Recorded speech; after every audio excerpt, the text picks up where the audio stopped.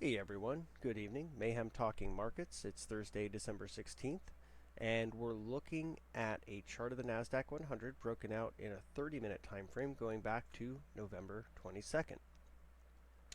And that's kind of where some of this carnage started. So, what we can see, it's been a kind of a common theme for the last month here, is a lot of pretty significant drawdowns in these 30-minute candles. Some of them pretty dramatic. And I want to focus on what we had happen really this week, starting on Lucky Monday, the 13th.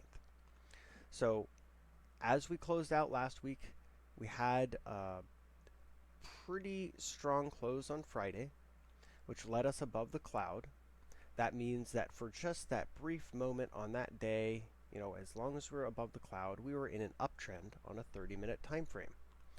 And as you could see, towards the close of the day, we crossed above that blue line. That's called the Kijun Sen. That's a lagging indicator, but when you cross above it, it's a bullish technical signal.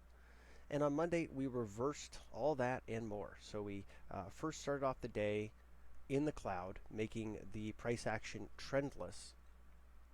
That first candle challenged the Tenkan. The second candle took out both the Tenkan Sen, which is the leading indicator, and the Kijun Sen, which is the lagging indicator. And then subsequent candles closed below them until later in the day. But that wasn't much of a reprieve because we still saw a pretty nasty final candle. And then we opened up on Tuesday below the cloud in a downtrend, below all these key leading and lagging indicators. We made a run into the close after, really exploring this low around 15,742. That run into the close wasn't fully held, but it was good enough, right? It gave the bulls just a little bit of confidence ahead of Fed Day. But as Fed Day started, we saw the same playbook: sell off in the beginning of the day. We crossed under the Tenkan Sen. You could see this nice little shooting star candle here, which brought us two more negative half-hour candles, and then a retest of the previous day's lows, almost on the dot, maybe about 6 points up from there.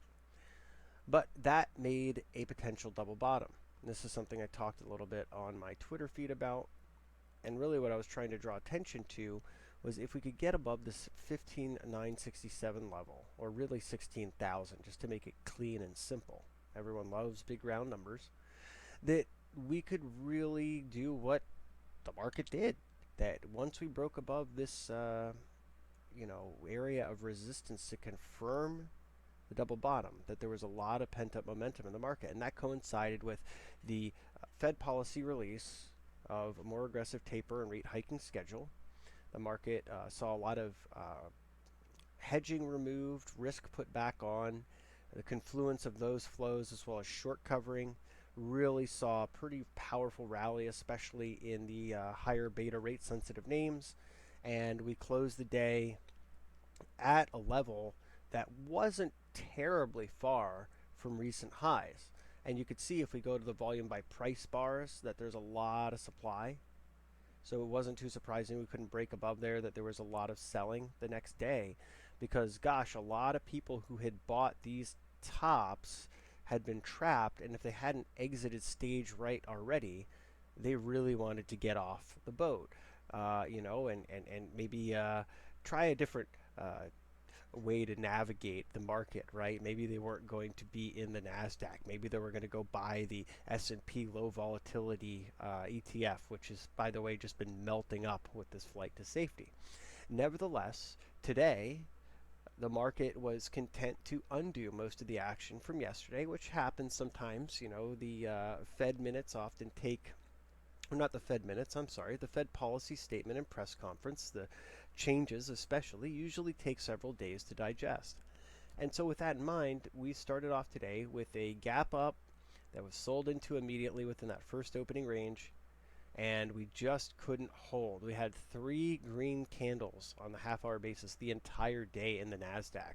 You notice that, again, we had one of these days where we opened above the cloud. We were briefly in this uptrend. and yet we just couldn't hold it. And almost the entire day, with the exception of the last hour and a half, we were really just plunging down, making new lows, new lows, new lows. There was a couple reprieves, but it was very, very bearish price action overall. There's also a bearish cloud twist, which we'll talk about more in another video, but that was another sort of omen that perhaps we were due for some turbulence in the market.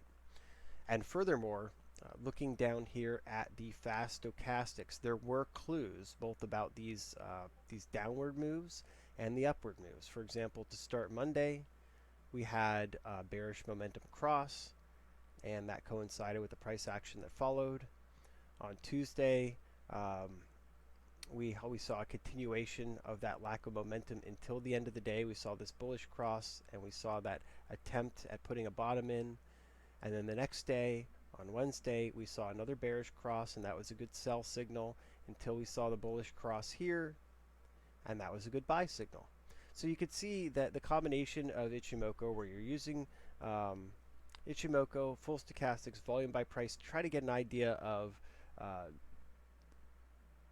sort of the interaction of time and price, momentum, and then where there's zones of congestion and supply and demand. So today, what really made today kind of a bearish close altogether wasn't just the price action and the swoon and really giving back a lot of yesterday.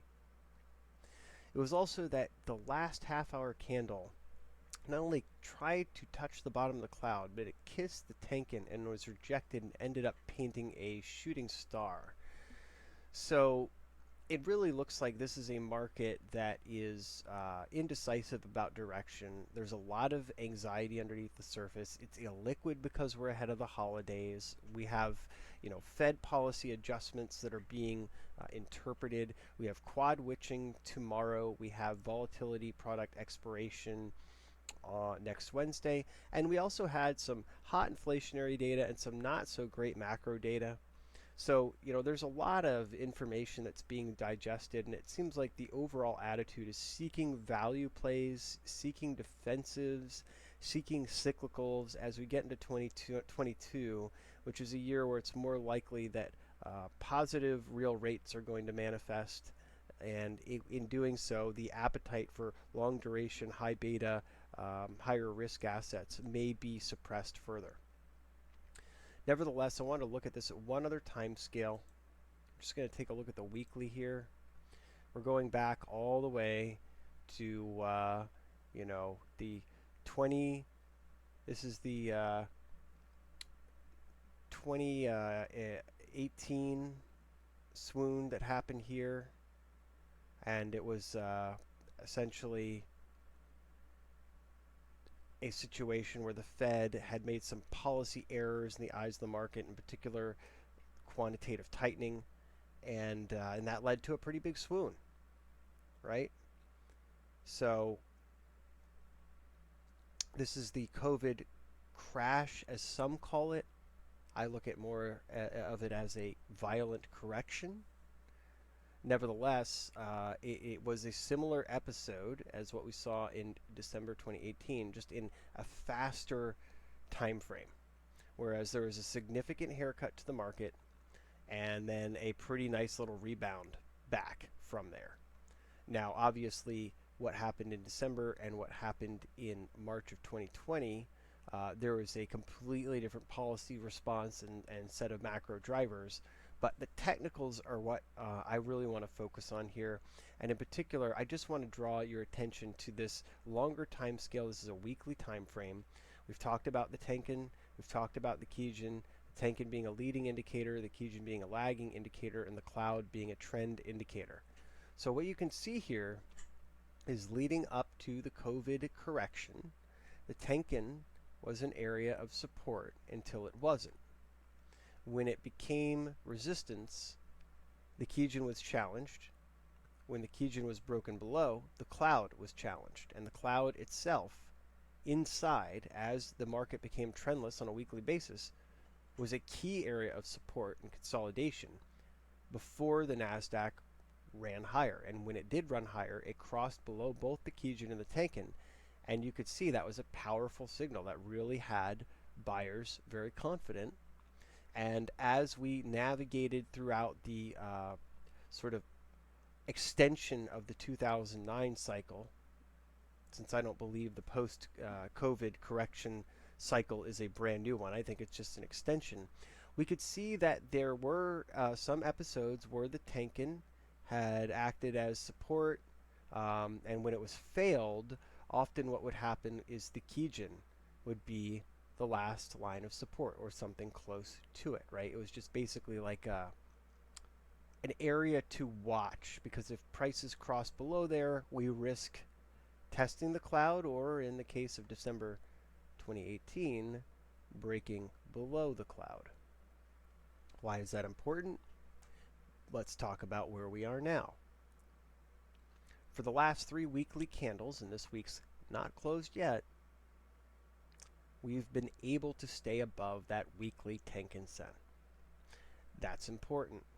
And yet, on the current week's candle, we are below it. That level being 15,920 and the close 15,863.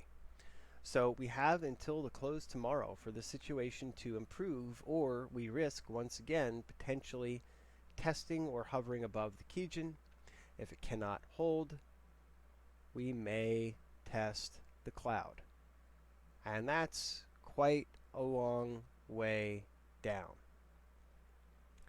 You can also see that where we are now, momentum is favoring the bears, so they do have a tactical advantage here. So what we really want to see if we're bullish tomorrow, Friday, December 17th, is a constructive day of price action, hopefully bringing us to the top end of this range that we've been consolidating in for the past 3 weeks, and ideally breaking above it.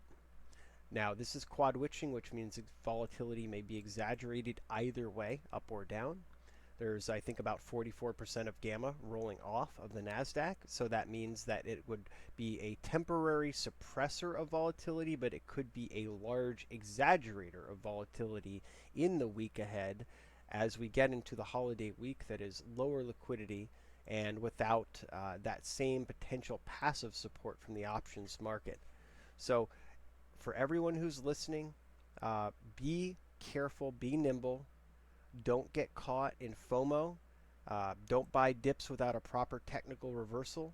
And remember that this is a market that is in a part of the holiday season, so there's less people at their trading desks. There's less overall participation, so you're going to get really strange whipsaws underneath the surface. Some of the price action might not make a lot of sense, and no one's going to look down on you if you take some time off. Enjoy some time with your family. You don't have to trade every day. You don't have to watch the market every day.